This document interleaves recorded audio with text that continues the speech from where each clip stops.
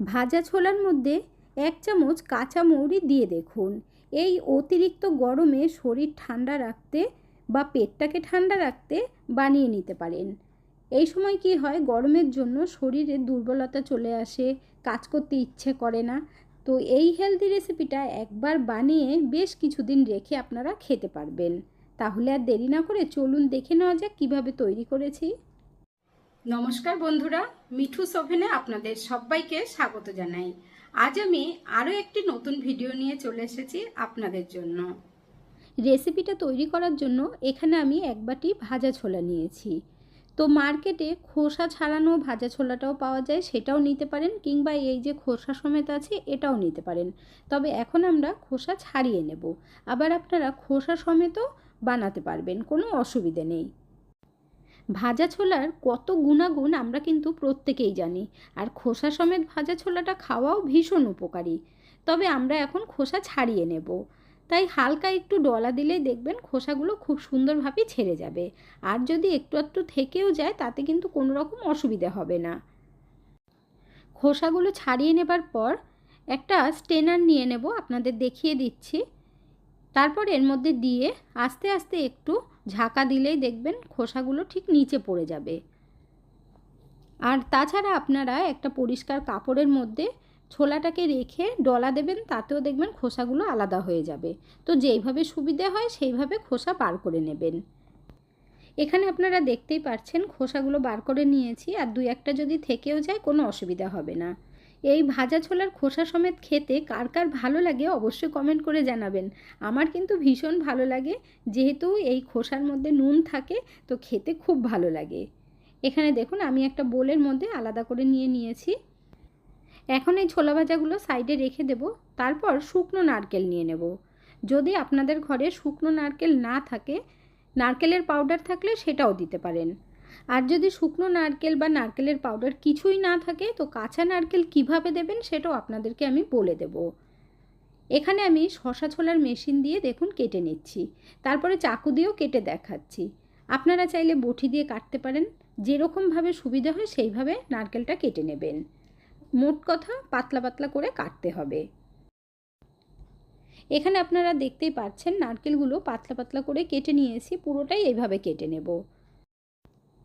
পুরো নারকেলটাই কাটা হয়ে গেছে, 1 কাপ পরিমাণে আছে। যতটা আপনারা ভাজা ছোলা দেবেন সেই পরিমাণেই কিন্তু নারকেলটাও দিতে হবে। এখন এই নারকেলগুলো রেখে দেব। এখন আমরা ছোলাগুলো হালকা করে ভেজে নেব। আমি যেই রেসিপিটা তৈরি করব এর মধ্যে কিন্তু কোনো রকমভাবে ঘি দেওয়া লাগবে না, বা চিনি, গুড়, মিশ্রি কিচ্ছু দেওয়ার দরকার নেই। এই গরমের স্পেশাল রেসিপি। ঘরে যদি আপনাদের কারোর হার্টের প্রবলেম থাকে কিংবা সুগার থেকে থাকে, তারাও খেতে পারবেন। ছোলাগুলো হালকা করে ভাজতে হবে এই কারণে, যদি নরম থাকে তাহলে মচমচে হয়ে যাবে। এরপর নারকেলটাও দিয়ে দেব। নারকেলটাকেও ছোলার সাথে ভেজে নিতে হবে, আর দেখবেন ছোলাগুলো যেন কালো না হয়ে যায়। হালকা হালকা স্পট পড়বে, তাতে ভালো হবে, কিন্তু কালো না হয় সেটা খেয়াল রাখবেন। নারকেলটাই এইভাবে ভাজতে ভাজতে একটু মচমচে হয়ে যাবে। এখানে আপনাদের দেখাচ্ছি, দেখুন নরম আছে, তবে এটা একটু শক্ত হয়ে যাবে। গ্যাসের ফ্লেমটাকে কমিয়ে রেখে ভাজতে হবে। এর মধ্যে এখন দিয়ে দেব 1 কাপ পরিমাণে কিশমিশ। কিশমিশটাকেও ভেজে নিতে হবে। কিশমিশের মধ্যে অনেক সময় একটু ভেজা ভাব থাকে, তাই ভেজে নিলে সেটা ঠিক হয়ে যাবে। এখন আমরা ভালোভাবে সব কিছু ভেজে নেব। বন্ধুরা, আজকের এই ভিডিওটা যদি আপনাদের ভালো লেগে থাকে তাহলে আমার চ্যানেলটিকে অবশ্যই সাবস্ক্রাইব করবেন, পাশে থাকা বেল আইকনটি দাবিয়ে দেবেন, সবার সাথে শেয়ার করবেন, আর একটা লাইক করতে ভুলবেন না কিন্তু। আপনারা তো দেখেই নিলেন কিশমিশগুলো কত সুন্দর ফুলে টোপা টোপা হয়ে গেছে। এখন আমরা নামিয়ে নেব। গ্যাসের ফ্লেম বন্ধ করে দিয়েছি। আর ছোলা দেখেছেন একটুও কিন্তু কালো হয়নি।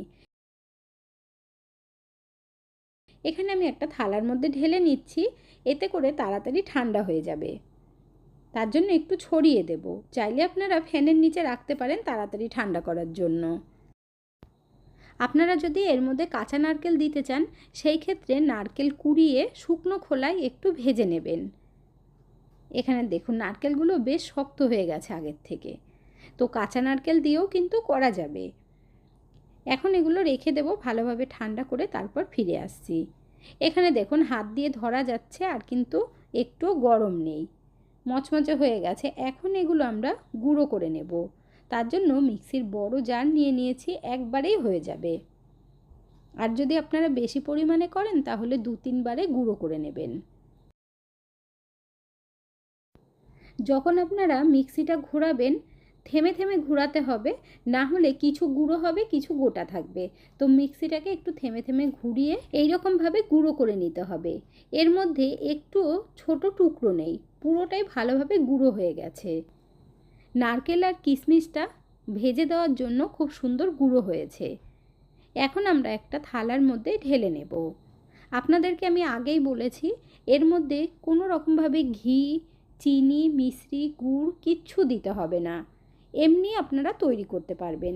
যেহেতু এর মধ্যে নারকেল দেওয়া হয়েছে তো নারকেলের একটা তেল তো থাকেই, তার জন্য দেখুন বাইন্ডিংয়ের কাজটা করছে। আর এর মধ্যে কিশমিশ দেওয়া আছে, তো কিশমিশটা মিষ্টি হয়, তাই হালকা একটু মিষ্টি ভাবও এসে গেছে। মুঠো পাকিয়ে একটু ভেঙেও আপনাদেরকে দেখাচ্ছি কত সুন্দর হয়েছে বাইন্ডিংটা। এখন একবার ভালোভাবে মেখে নিতে হবে। আপনাদেরকে আমি ভিডিওর শুরুতেই বলেছি যে ভাজা ছোলার মধ্যে মৌরি দিয়ে আজকে রেসিপিটা তৈরি করে দেখাবো। তো প্রথমে আমরা দিয়ে দেবো এর মধ্যে 3টে এলাচের দানা গুঁড়ো করে নিয়েছিলাম, সেটা দিয়ে দিচ্ছি, সেন্টের জন্য খুব ভালো লাগবে। এরপর দিয়ে দেবো কাঁচা মৌরি। এই কাঁচা মৌরি 1 চামচ পরিমাণে শিলের মধ্যে দিয়ে হালকা করে গুঁড়ো করেছি, এর মধ্যে পুরোটাই দিয়ে দেব। আর এটা খাওয়ার সময় যখন মুখে পড়বে দারুণ লাগবে। মৌরি এমনিতেই খুব ঠান্ডা, পেটের জন্য ভীষণ উপকারী। এর সাথে তরমুজের বীজ দিয়ে দিচ্ছি কিছুটা পরিমাণে। তো আপনারা চাইলে দিতেও পারেন বা স্কিপ করতে পারেন, কোনো অসুবিধে নেই। এখন আমরা খুব ভালোভাবে সব কিছু দিয়ে মেখে নেব। আরেকটা কথা বলে দিচ্ছি বন্ধুরা, যদি আপনারা মিষ্টি খেতে পছন্দ করেন তাহলে এর মধ্যে 3-4 চামচ চিনি গুঁড়ো করে দিয়ে দেবেন বা একটু মিশ্রি গুঁড়ো করে দেবেন, তাতেও হবে।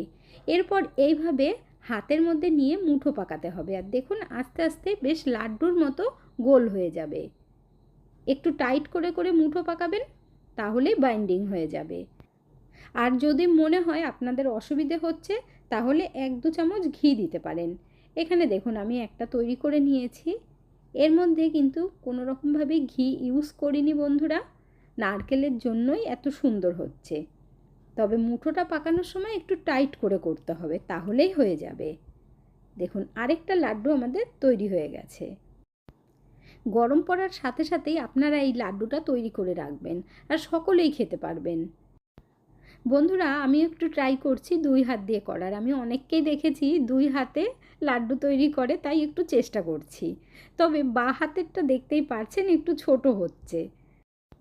আপনারা কে কোথা থেকে ভিডিওটি দেখছেন অবশ্যই কমেন্ট করে জানাবেন, তাহলে আমিও বুঝতে পারবো আমার বন্ধুরা কোথা থেকে দেখছেন।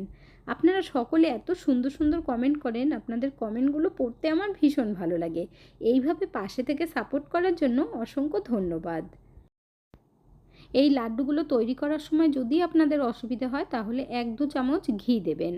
তবে আমি যেইভাবে আপনাদেরকে বলে দিচ্ছি সেইভাবে তৈরি করলে কিছুই দিতে হবে না।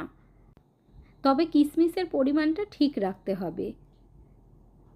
আর যদি জল বা দুধ দেওয়া হয় তাতেও কিন্তু নষ্ট হয়ে যাবে।